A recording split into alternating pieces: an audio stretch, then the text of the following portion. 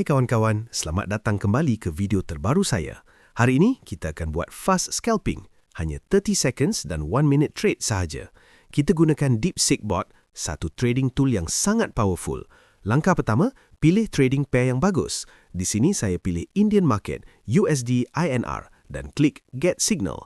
Bot beri up signal untuk 30 seconds. Perfect. Saya set 30 seconds dan terus place trade. Amount saya $200 per trade. Target hari ini adalah $10,000. Let's go! Guys, video ini penuh dengan trading tricks. Jangan skip. Tengok sampai habis. Sekarang kita observe movement market dengan tenang. Ini semua sebahagian daripada trading proses. Signal seterusnya, up untuk 1 minute. Saya tukar time dan tunggu.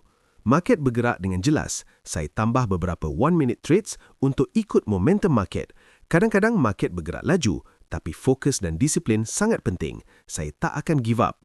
Untuk hasil yang besar, perlukan good mindset, perfect timing dan accurate signals. Lihat signal ini tunjuk 98% accuracy. Memang strong. Sekarang posisi saya agak baik. Tunggu candle close. Guys, anda juga boleh guna bot yang sama. Link ada di video description atau channel bio. Kalau anda suka live trading macam ni, jangan lupa subscribe channel ini. Setakat ini saya dah execute banyak trade dan anda boleh lihat betapa accurate signal bot ini.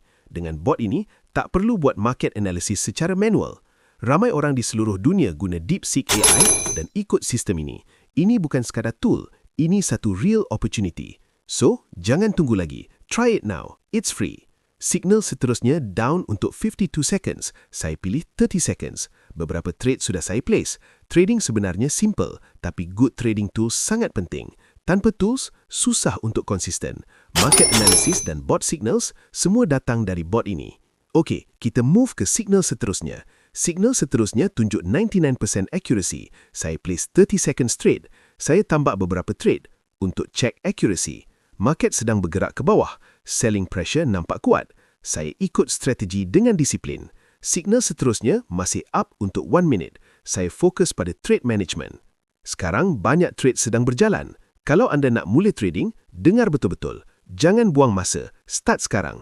At least cuba dulu. Trading memang ada risk, tapi strong mindset itu wajib. Kalau video ini bermanfaat, jangan lupa like, share dan komen. Signal seterusnya up untuk 30 seconds. Saya set 30 seconds. Guys, ingat target saya $10,000. Sebab itu saya ambil sedikit risk. Because no risk, no history. Sekarang saya monitor banyak trade serentak. Market tunjuk clear downtrend. Candle confirm pergerakan. Accuracy sekitar 83%. Tak terlalu tinggi, tapi masih valid. Guys, dengar bunyi ini. Compounding memang menarik. Kalau anda enjoy, subscribe channel ini dan guna bot ini. Link ada di description dan channel bio. Balance sekarang semakin dekat dengan target. Saya set 1 minute dan place last trade. Guys, ini trade terakhir. Saya harap boleh tembus 10,000 plus dengan trade ini. Ramai orang gagal sebab trade guna emosi. Smart traders guna strategi, disiplin dan tool. Kalau nak hasil berbeza, kena ambil action yang berbeza. Trading memang risky, tapi no risk, no history. Sekarang anda boleh lihat hasil akhirnya.